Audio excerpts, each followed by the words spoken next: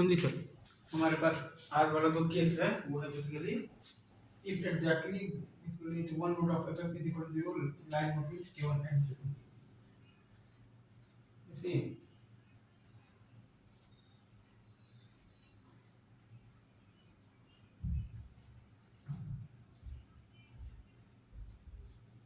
if exactly the one root of basically क्या तो f is equal to 0, right, lies between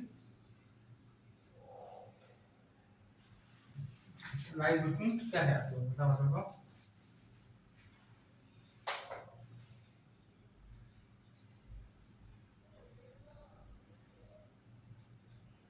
k1 and k2, right. यही सवाल है ना आपको सवाल में यही कहा गया, राइट. इसीलिए exactly the one root of f is equal to 0 lies between k1 and k2. ठीक है. And k1 and k2 are not the roots.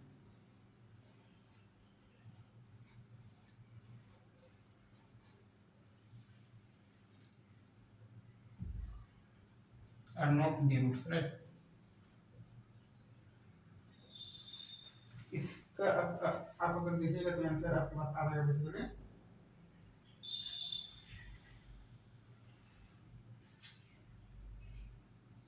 ये देखिए दो केस बनता है. एक केस होगा लाइक आपके पास ये आपके पास k1 है, ये आपके पास क्या है k2 है. ये तो आपका ग्रेटर देन 0 है, राइट. इसे ये सही है. दो केस नहीं और ज्यादा केस बने मैं आपको बताता हूँ. यहाँ पर देखिए यहाँ पर आपको एनालाइज कैसे करना है चीज़ों को. अगर आप चीज़ों को समझेंगे तो आपको और मजा आएगा. ठीक है. एक केस है आपके पास लाइक ये वाला केस है. ये आपका है बेसिकली k1 है और ये आपका है बेसिकली k2 है, राइट. यहाँ पर आपके पास है अगर आप ध्यान दीजिएगा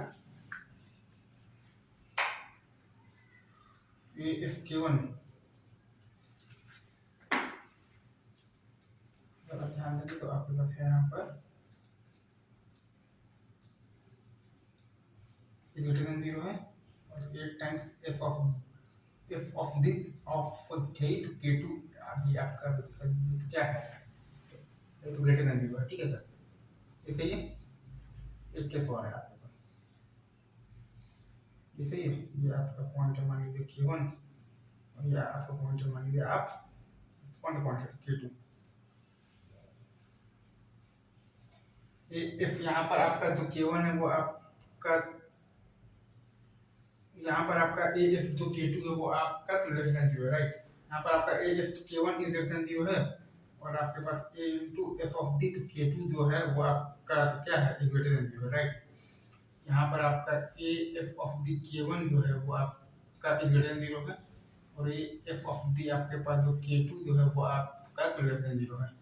यहाँ पर आपका a f of d k1 जो है आपका वो आपका लेस देन 0 है और a f of d आपके पास जो k2 जो है वो आपका तो ग्रेटर देन 0 है, राइट. इस चीज को आप लिंक कर पा रहे हैं क्या, राइट.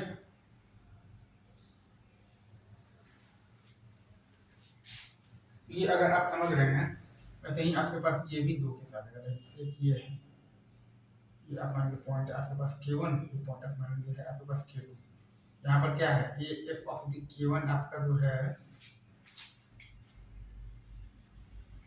यहाँ पर आपके पास क्या है ये f of j k1 आपका जो है वो 0 से बड़ा है और ये into f of d k2 आपका जो है वो आपका 0 से छोटा है, राइट. ये चीज आप समझ पा रहे हैं. मैं फिर से लिख देता हूँ ये f k1 बेसिकली तो ग्रेटर देन 0 और ये f of d k2 इस आपके पास है तो लेस देन 0.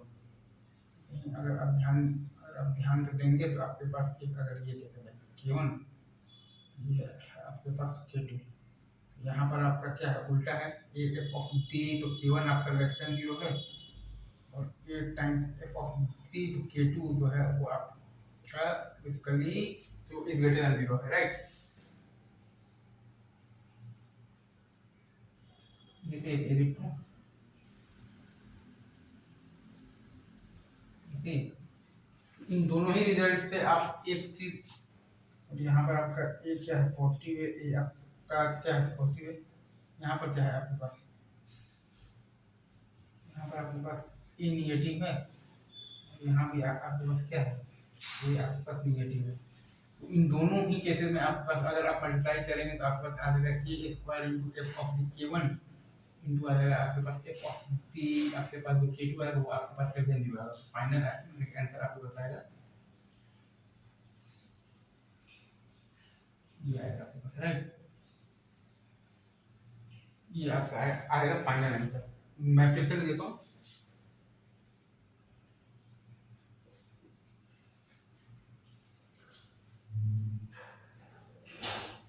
तो यहाँ पे आपके पास आ जाएगा एकमात्र जो कंडीशन आपको लगाना है वो आपको ये देखकर तो ये f1 into f2 is less than 0, right.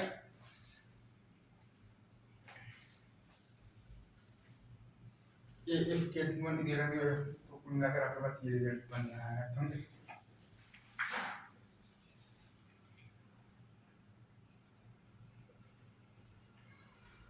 इसे देखो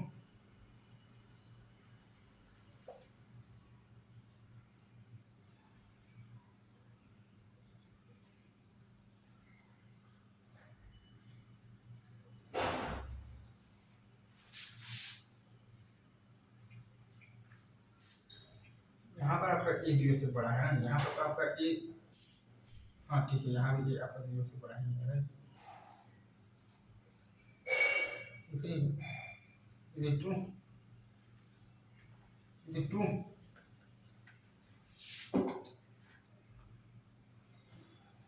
इसे ट्रू इसे ट्रू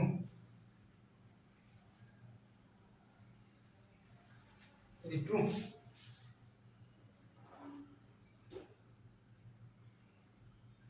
तो ऐसे आप चीज़ों को एनालाइज अगर आप अच्छे से तो कर पा रहे हैं। अच्छा, और इसमें चूंकि आपका एक केस में ए एफ के निगेटिव आ ही जा रहा है, या तो के2 में या तो के1 में, या तो के2 में और या तो आपके पास के1 में, ठीक है। ये सही है क्या?